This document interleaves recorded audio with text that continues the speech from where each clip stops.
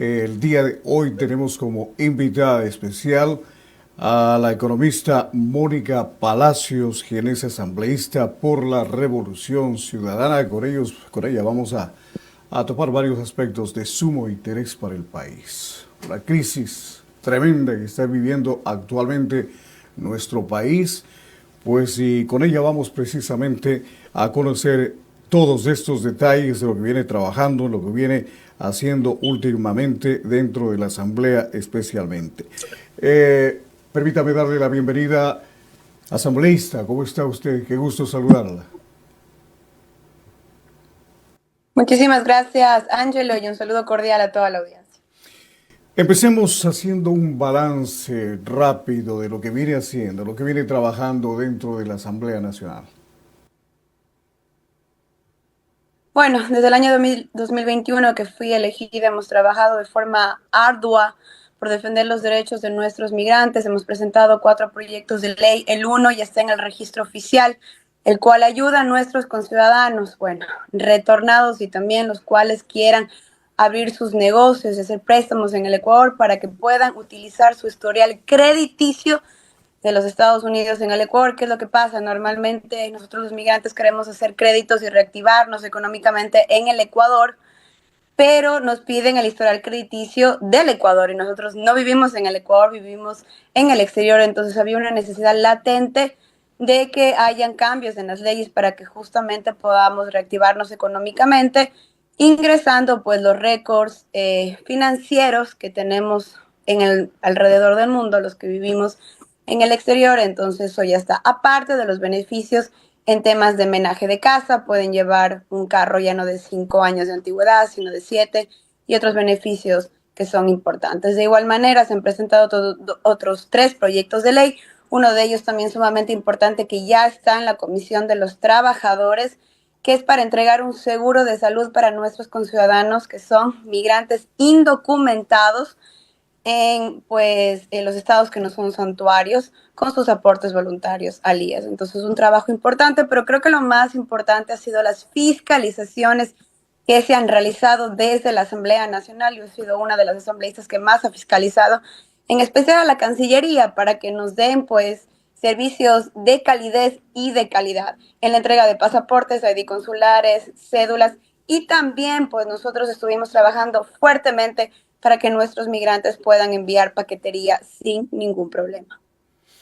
Bueno, de acuerdo a lo que usted está manifestándonos, todos estos son aspectos sumamente importantes en lo que se refiere para contribuir con nuestros inmigrantes, con la gente que está acá en el exilio voluntario dentro de los Estados Unidos, Canadá o cualquier otro país en el mundo. Sin embargo, la otra parte es que todos esos detalles no se cumplen a cabalidad. Cada vez el inmigrante está lejos de tener un beneficio propio, lejos de ser ayudado. Y yo creo que nuestros legisladores, precisamente, o nuestros asambleístas, tienen el deber de trabajar en favor de esta comunidad. Y hoy ustedes están buscando una vez más continuar en la Asamblea Nacional. ¿Cómo convencerle al pueblo, cómo convencer a los ecuatorianos para un nuevo periodo cuando han dejado de creer en nuestros políticos, han dejado de creer en nuestros líderes? ¿Por qué? Precisamente por la falta de resultados. ¿Qué me comenta, asambleísta? Bueno, yo no tengo que convencer absolutamente a nadie en que vote por mí.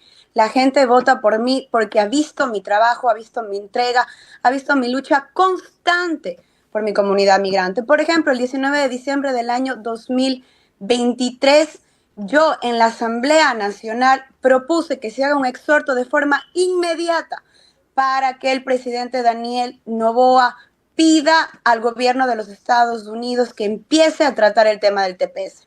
Yo fui la primera y la única autoridad ecuatoriana en la Asamblea Nacional que pidió que se haga este exhorto. Fue votado de forma unánime dentro de la Asamblea Nacional. Con esto, la ministra de Relaciones Exteriores y Movilidad Humana, la señora Gabriela Sommerfeld, con el presidente de forma inmediata, porque así fue, pidieron al gobierno de los Estados Unidos que empiece con el tratamiento del TPS no se ha dado dentro del gobierno de los Estados Unidos, no hay ese interés, eso está claro, pero yo he trabajado, como repito, yo no tengo que convencer a nadie. Tal vez antes del 2021, cuando fui primera vez candidata, ese era el punto. En este momento no. La gente ha votado por mí y sigue votando por mí ya la tercera vez porque ha visto mi trabajo, mi entrega y sobre todo los resultados que les ha dado desde la Asamblea Nacional. Esto quiere decir que usted está segura de que va a continuar dentro de la Asamblea Nacional. Está claro eso, pero la pregunta es, Mónica, ¿cuáles son los planteamientos nuevos que tiene frente a los nuevos retos que seguramente van a venir en años posteriores? Bueno, yo creo que es sumamente importante esta pregunta y también es importante saber qué hacemos nosotros desde la Asamblea Nacional, cuáles son nuestras funciones constitucionales. ¿Qué es lo que dice la Constitución, nuestra Carta Magna? Es que nosotros los asambleístas tenemos las funciones de hacer leyes y de fiscalizar las instituciones del Estado. Claro. Nosotros no administramos los bienes públicos del pueblo ecuatoriano. Entonces fuera maravilloso que yo pudiera manejar los recursos y pudiera contratar más personal para que los consulados entreguen el servicio que deberían de entregar. Qué maravilloso fuera tener más recursos para las repatriaciones de nuestros conciudadanos. Otra historia fuera la que estamos viviendo, pero no es las funciones, no son las funciones que nos ha dado la Constitución. Pero eso no quiere decir que no se ha trabajado, que uno no ha estado, pues, digamos, de cierta manera atrás de la Cancillería para que entreguen servicios de calidad, como repito. Justamente yo he estado fiscalizando, he ido a los varios consulados de aquí de los Estados Unidos. Hace 3 días estuve en el consulado de Minneapolis porque no puede ser y no puedo entender hasta este momento por qué solamente dan citas una vez al mes, cada 25 de cada mes y solo dan 600 citas. Justamente pasó este 25 y vimos que en 10 minutos exactamente, en 10 minutos ya no habían más citas. Y obviamente la gente se aglomera para sacar estas citas. ¿Y qué es lo que pasa con nuestros conciudadanos? Que no pueden sacar 1 o 2 meses la cita, tienen que irse a los consulados de Chicago y tienen que viajar 10 horas, perdón. Entonces justamente esas son las tareas que uno tiene que hacer como asambleísta. Ir, vigilar, pedir explicaciones y hacer las fiscalizaciones del caso, y eso es lo que yo he estado haciendo. Ahora, Entonces, Mónica, ahora, ¿usted cree que ha cambiado en algo de acuerdo a la fiscalización? Yo la he visto en algunos consulados trabajando, rechazando la forma de actuar de ciertos funcionarios que yo creo son la mayoría. Hay que cambiar el tipo de servicio que prestan determinados elementos que están en las embajadas, en los consulados de nuestro país. Pero más allá de eso, ¿en qué ha cambiado cuando usted ha empezado esta fiscalización?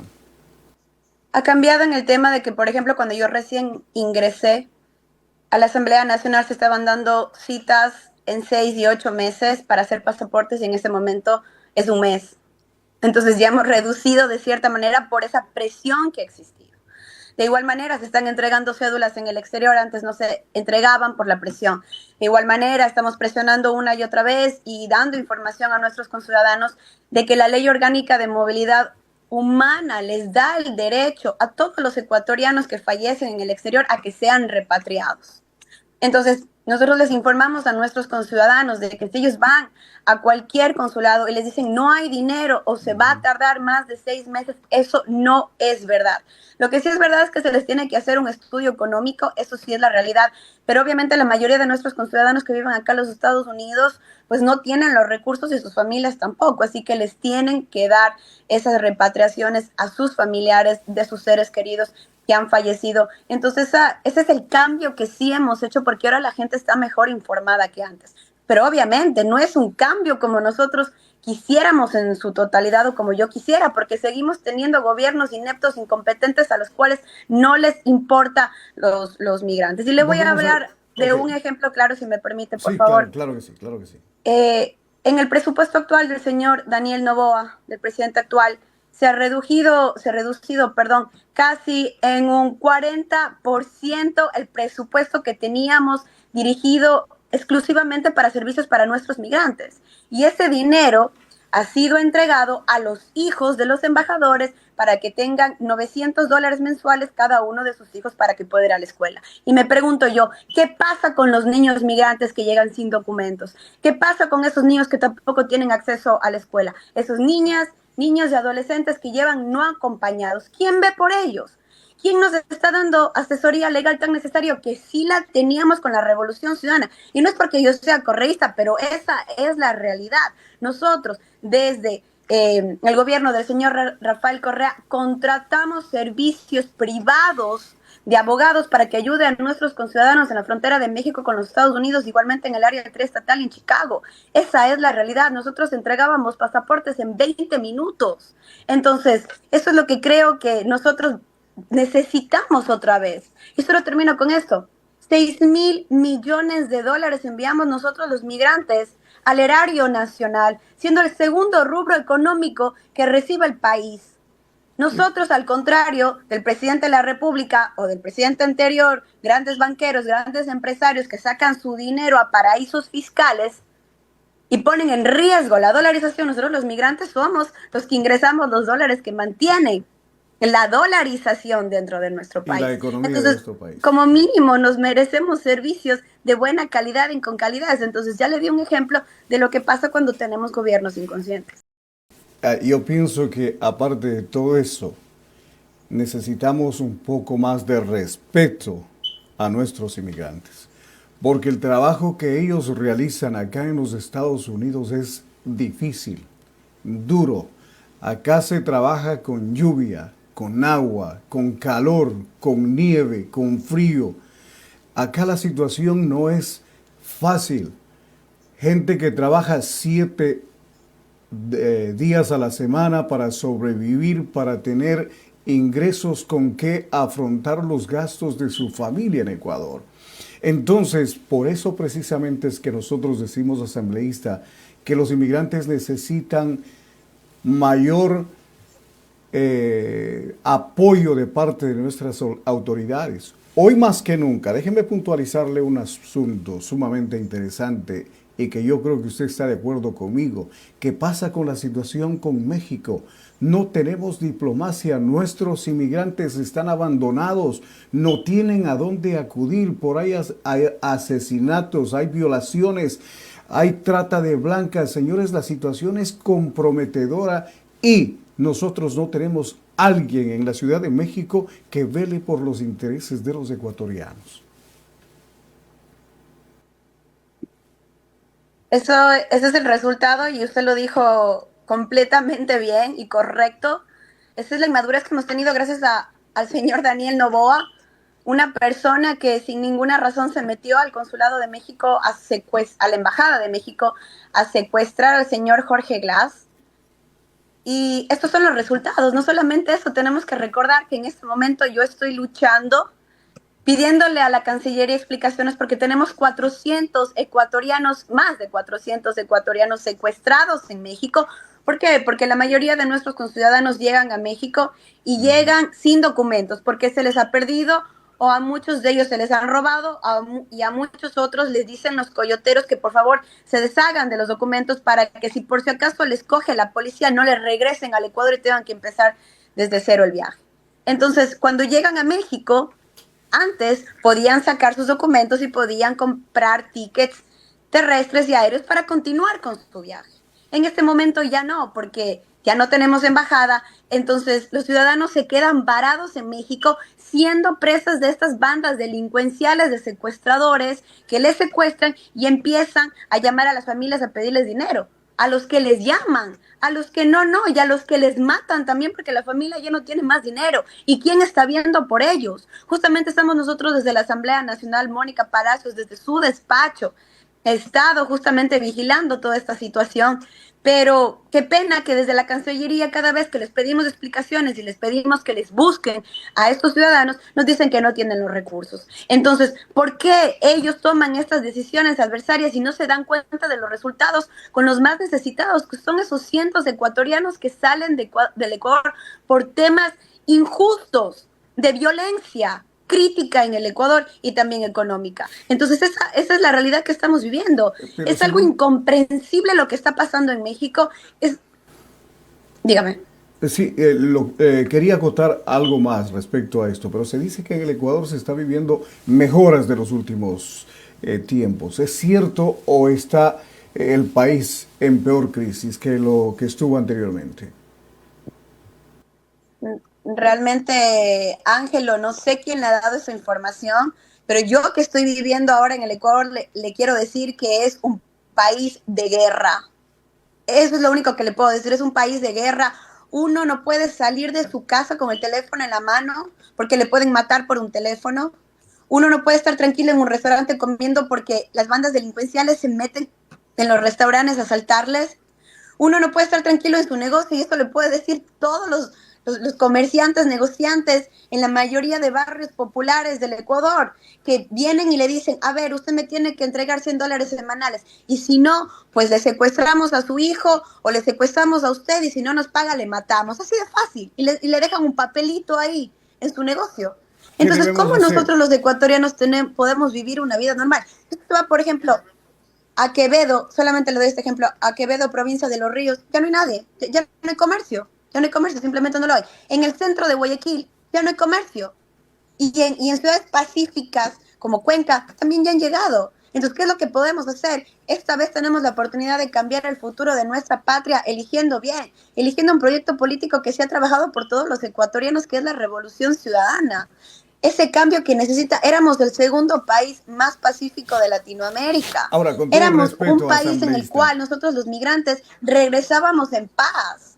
con todo respeto, asambleísta, usted habla de que vuelva el correísmo, pero el correísmo en el Ecuador, según tenemos nosotros conocimiento, hizo mucho daño al país y la gente está queriendo olvidarse de lo que pasó con la autoridad que ha pasado o con la presidencia de Rafael Correa. Sin embargo, usted a lo mejor quiere que vuelva la misma administración, vuelva a Correa, vuelva a Luisa González. Ese es el punto de vista que usted, del que está Ángelo, manifestando. realmente no sé de dónde está sacando ustedes su información que me está comentando en este momento, que los ecuatorianos no quieren que vuelva el correísmo.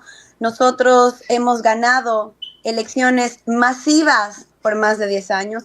Nosotros somos el mayor grupo político dentro de la Asamblea Nacional. Nosotros tenemos el mayor grupo de prefectos, de alcaldes a nivel nacional y hemos quedado en segunda vuelta en estas dos elecciones y ahora estamos 6 puntos arriba del señor Daniel Noboa. Entonces, si eso no es el clamor popular de un pueblo que está a favor de un movimiento político que le dio dignidad como la Revolución Ciudadana, entonces, ¿qué es? Obviamente, hay un grupo de personas que es menos del 30% de los ecuatorianos que está en contra, pero también tenemos que entender que los medios de comunicación que son controlados por las élites criollas han dado información falsa. Hasta este momento yo quiero saber dónde están los 70.000 millones de dólares que supuestamente se robaron el gobierno del señor Rafael Correa. ¿Dónde están? Porque no se ha comprobado absolutamente nada. Serían 2 presupuestos anuales del Estado ecuatoriano y no se ha comprobado absolutamente nada. Entonces, yo creo que aquí deberíamos de hablar con datos y la información que tenemos es completamente diferente a la que usted me está diciendo. Mónica, si es que fueran hoy o mañana las elecciones, ¿quiénes irían o en una sola vuelta o a lo mejor podríamos tener dos candidatos para el próximo 9 de febrero luchando por la presidencia de la República? Bueno, si en este momento fueran las elecciones, nosotros ganaríamos en primera vuelta, por la información que tenemos y las encuestas que tenemos. Si hacemos un balance rapidito de cuáles son las propuestas de Luisa González para la presidencia de la República, ¿qué ofrece? Bueno, en primera instancia, yo creo que lo que Luis está ofreciendo es seguridad ciudadana, es justamente conformar un grupo de inteligencia para que puedan ellos introducirse en estas bandas delincuenciales y saber con anticipación qué es lo que están haciendo. De igualmente capacitar a la policía y tener la ayuda de las Fuerzas Armadas. No puede ser que en este momento las Fuerzas Armadas cojan y hagan cualquier cosa con el permiso de un presidente que les aupa todas sus malas mañas, como por ejemplo haber secuestrado a 4 niños, haberlos dejado desnudos, después otra vez secuestrarlos, decapitarlos y quemarlos. Y después salir en los medios de comunicación el ministro de Defensa, el señor Lofredo y la señora Mónica Palencia, ministra del Interior a decir que las Fuerzas Armadas no hicieron nada y que los niños estaban robando. ¿Por qué? ¿Por qué les asesinaron a estos niños? Por ser afroecuatorianos, por ser pobres, por ser de los quintiles más bajos de nuestra sociedad, por venir de un barrio popular. Entonces son las cosas que se tienen que controlar, pero con una policía y unas fuerzas armadas que entiendan su labor. Y también tenemos policías y tenemos también personal en fuerzas armadas que están metidos con las bandas delincuenciales. El trabajo más importante de Luisa González es trabajar en contra del narcotráfico. La mayoría de droga que sale del Ecuador sale en cajas de banano. ¿Y quién controla ese negocio? Es la familia Noboa. Entonces, la realidad de lo que tiene que parar en nuestro Ecuador. La pregunta es, ¿dónde están estos grandes narcotraficantes como Fito, etcétera, en las calles del Ecuador? Y les apresan a estos delincuentes de baja monta para supuestamente decir que han hecho nada y no hacen nada. Y el dinero de lavado de activos sigue fluyendo en el sistema financiero privado ecuatoriano. Entonces, esas son las cosas que tiene que prevenir y que Luisa González va a trabajar en eso. De igual manera, ya va a trabajar en el tema del parque energético que tenemos en este momento en el Ecuador. La única razón por la cual ya no seguimos teniendo 14 y 16 horas de cortes de luz en el Ecuador es porque ha llovido en la provincia de La Suay. Esa es la realidad. Y yo estuve en el Azuay cuando estaba lloviendo, así que yo puedo decir que así fue.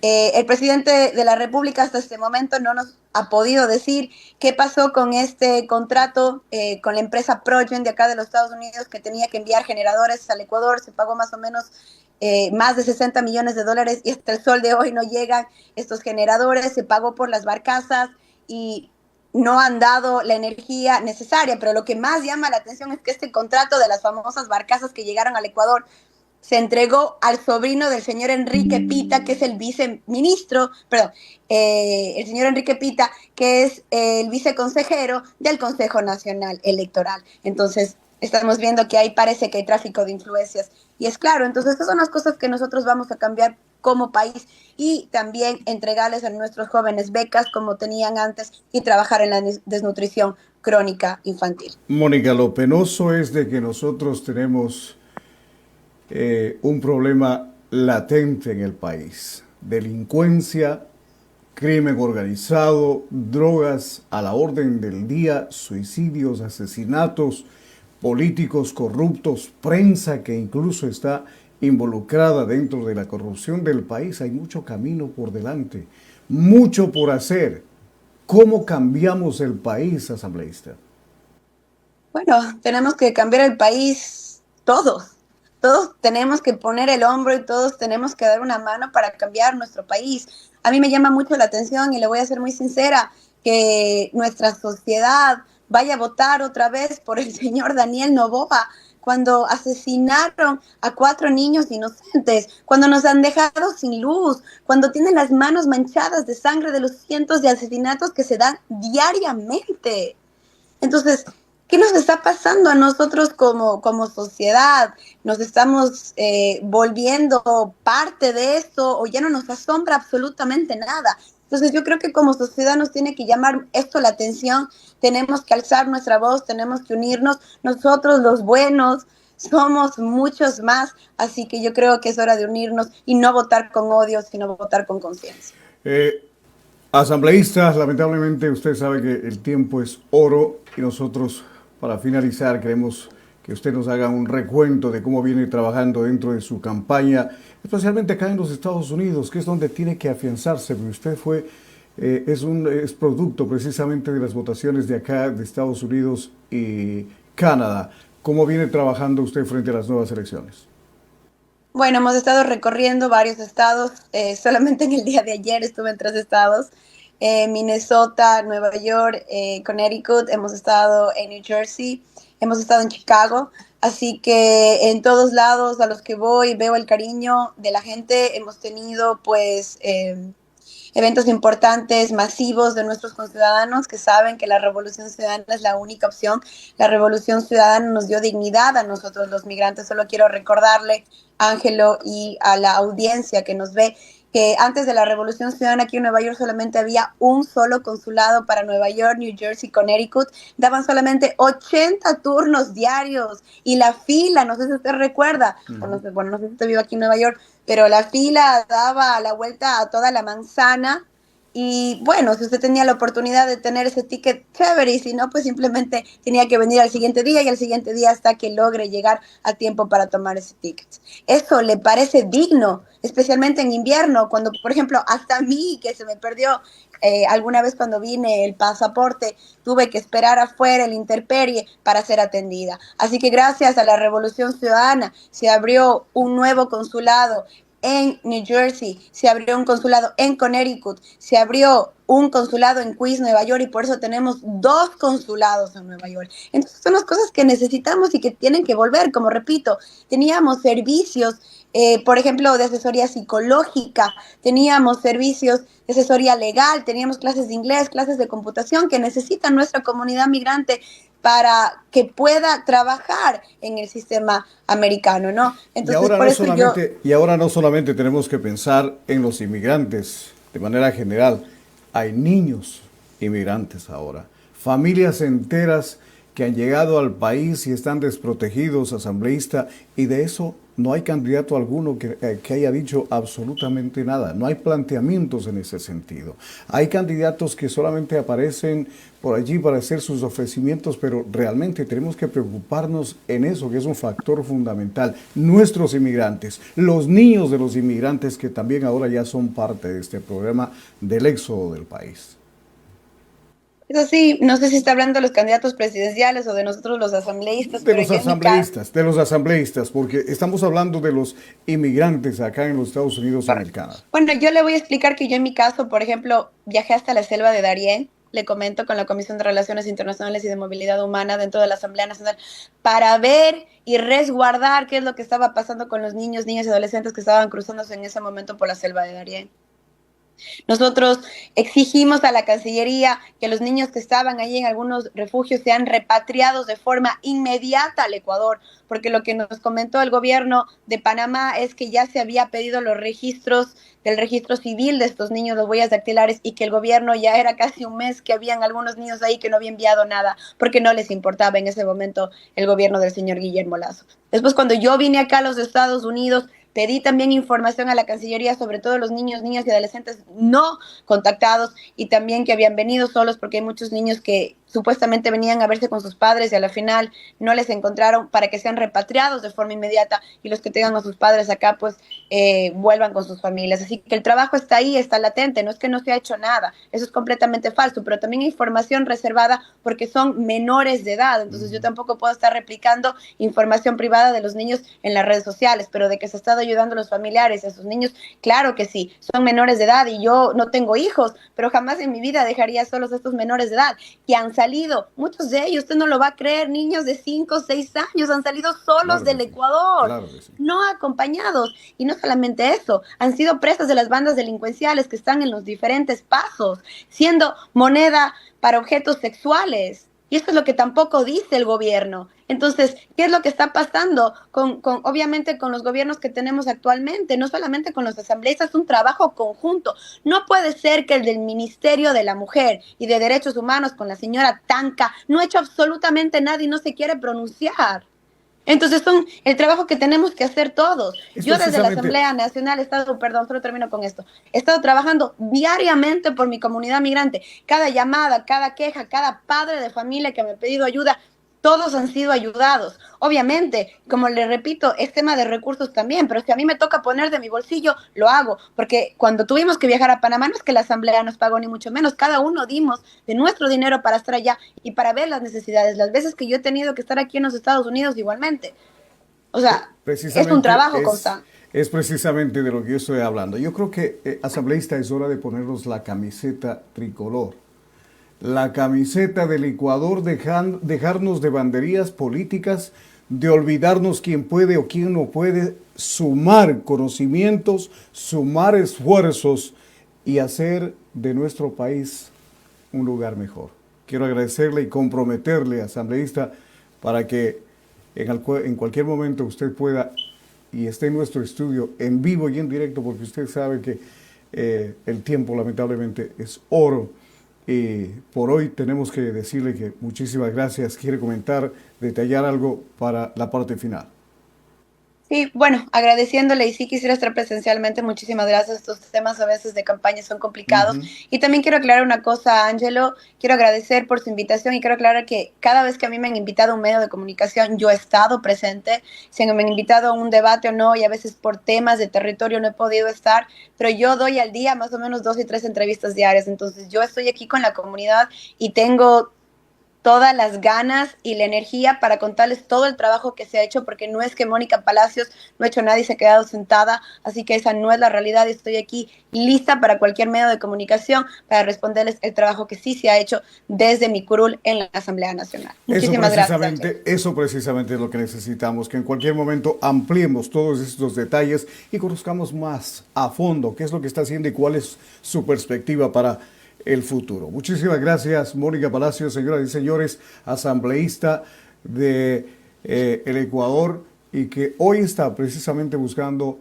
una vez más ser reelegida para trabajar por los migrantes, porque es su territorio, Estados Unidos y Canadá. Muchas gracias, Mónica Palacios, señoras y señores. Volveremos en cualquier momento. Muy amables por su sintonía, por estar ahí, y hasta la próxima.